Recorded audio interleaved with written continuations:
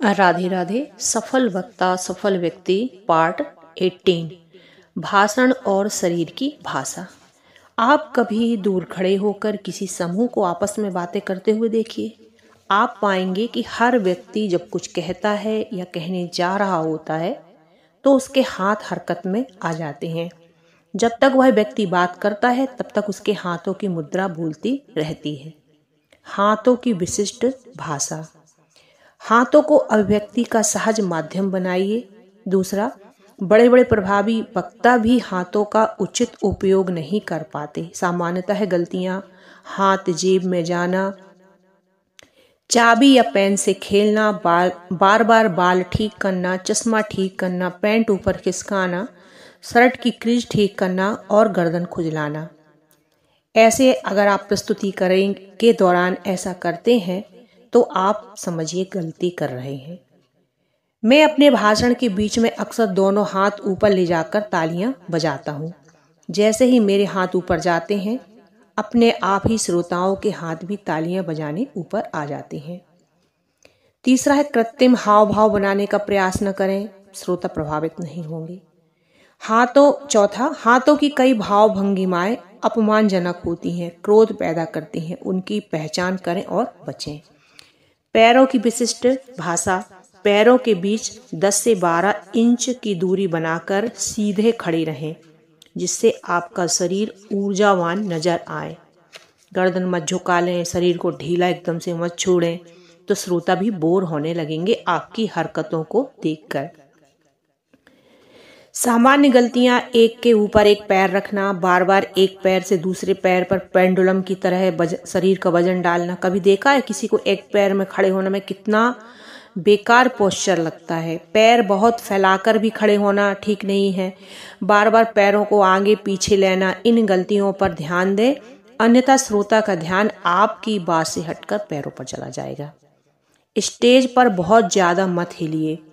आपकी इस हरकत का एक उद्देश्य होना चाहिए। यदि आप स्टेज के मध्य में हैं तो अपनी बात को प्रभावी बनाने के लिए कोई धमाकेदार वाक्य बोलने के लिए जन समूह की ओर 3 कदम बढ़ाइए, वो आपकी ओर आकृष्ट हो जाएंगे। यदि आप सुनने वालों से घुल मिल जाना चाहते हैं तो श्रोताओं के बीच भी जा सकते हैं।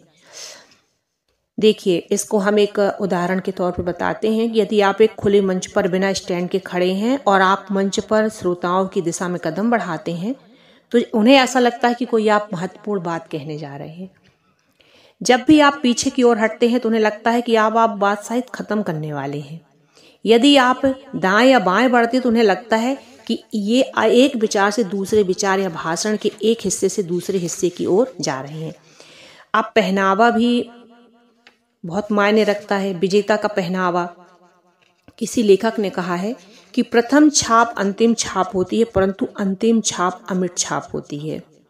आपने कहावत सुनी होगी, जैसा देश वैसा वेश। आपका पहनावा आपके व्यक्तित्व की प्रथम पहचान होती है। कुछ वक्ता वेशभूषा को खास महत्व नहीं देते परंतु मेरा नजरिया एकदम स्पष्ट है। हमें वेशभूषा और पहनावे को अति महत्वपूर्ण श्रेणी में लेना चाहिए, इसे नजरअंदाज नहीं करना चाहिए। आप एक सामान्य दुकानदार से पूछे कि एक सामान्य व्यक्ति खरीदारी करने आता है और उसका एक शानदार पहनावा वाले प्रभावशाली व्यक्ति खरीदारी करने आता है तो दुकानदार के व्यवहार में कैसा परिवर्तन आता है आपने देखा होगा। हम में से हर कोई नए वस्त्र पहनकर अपने आप को ज्यादा खूबसूरत और स्मार्ट महसूस करता है। जब कोई हम बेहतरीन ड्रेस पहनते हैं तो हमें ऐसा प्रतीत होता है कि मानो सारी नजरें चुपके से हमें देख रही हैं। आकर्षक, सलीकेदार और पसंदीदा कपड़े हमारे अंदर आत्मविश्वास पैदा करते हैं। ये बात बिल्कुल स्पष्ट है और बिल्कुल सही है कि कपड़े और पहनावा हमारे व्यक्तित्व में 4 चांद लगा देता है। मनोवैज्ञानिक विशेषज्ञों ने 2 युवाओं को लेकर एक सर्वे किया। प्रथम युवक के कानों में बालियां हैं, बाहों पर गोदना है, उसने जगह जगह छेद वाली आधुनिक जीन्स पहनी हुई है, अलग हेयर स्टाइल है। और दूसरे युवक ने सामान्य सी सलीकेदार शर्ट पैंट पहनी है, वस्त्रों से मैच करते जूते और बेल्ट पहने हैं, एक अच्छी घड़ी कलाई पहनी है। अब इन दोनों में से किसी एक साथी को चुनना है तो आप किसे चुनेंगे? सर्वे के माध्यम से और लघु शहरों में लगभग 95% लोगों ने द्वितीय युवक को अपना वोट दिया।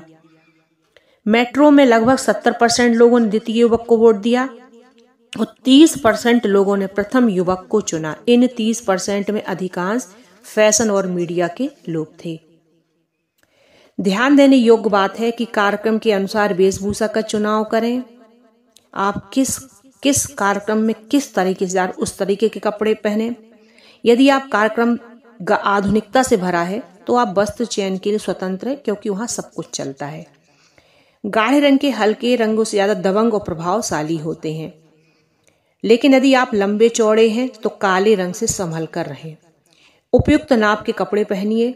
विशिष्ट कार्यक्रम की ड्रेस रिहर्सल कीजिए। आज भाषण का विषय है अफ्रीका की जनजातियां। सलीके से पॉलिश किए हुए अच्छी क्वालिटी के ब्रांडेड जूते आपके पहनावे का अटूट हिस्सा होना चाहिए। घुटनों तक का मोजा पहनने की आदत डालें। आपका जूता और बेल्ट एक रंग का होना चाहिए। महिलाएं बजने वाले या बहुत ऊंची एड़ियां वाले जूतों से बचें।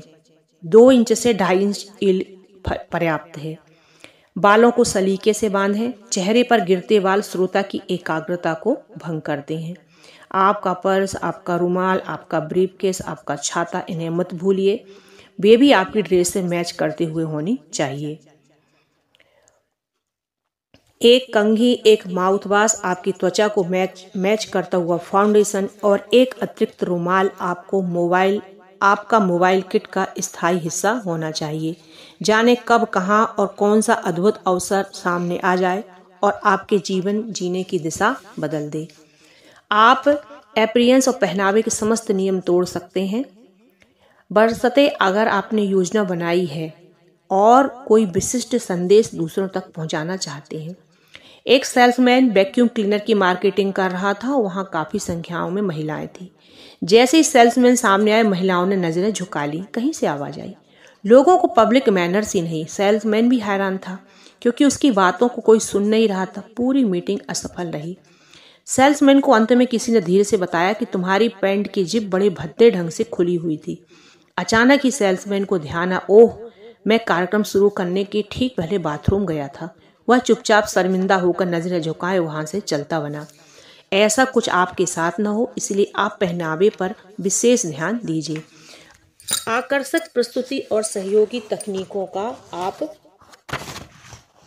प्रयोग करना सीखिए। इस तरह आप अपने जीवन में प्रगति कर सकते हैं। आप स्मार्ट बन सकते हैं, एक अच्छे वक्ता बन सकते हैं और अपनी एक जीवन में बेहतर प्रगति कर सकते हैं। बोलो राधे राधे।